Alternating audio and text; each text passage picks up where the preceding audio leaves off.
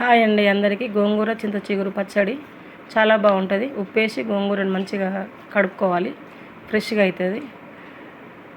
కొద్దిసేపు నానబెట్టుకోవాలి. తర్వాత పల్లీలను ఫ్రై చేసుకోవాలి. పల్లీలు వేయించుకున్నాక కొంచెం ఆయిల్ వేసి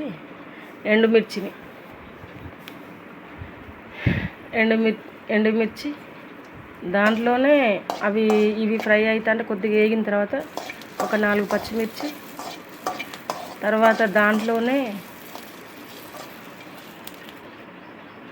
జీలకర్ర, ఎల్లిపాయలు వేసి దించే ముందు వేయాలండి. అవి బాగుంటుంది. తర్వాత ఇంకొంచెం ఆయిల్ వేసి చింత చిగురు వేయాలి. చింత చిగురు మంచిగా ఫ్రై కావాలి. మంచిగా ఫ్రై అయిన తర్వాత గోంగూర పెట్టుకోవాలి. దాంట్లోనే వేస్తే మంచిగా ఇదవుతుంది. అది కలిపి ఇది మొత్తం ఉడికిన తర్వాత మిక్సీ పెట్టుకోవాలండి. ఇట్లా అవుతుంది.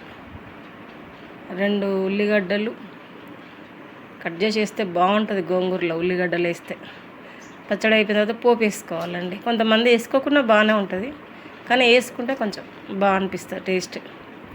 దాంట్లో శనగపప్పు, మినపప్పు, జీలకర్ర, ఆవాలు, 2-3 ఎల్లిపాయ ముక్కలు, కాయలు, కొంచెం 2 ఎండుమిరపకాయలు, కరివేపాకు, పసుపు వేయొద్దండి, బాగుండదు పసుపు వేస్తే.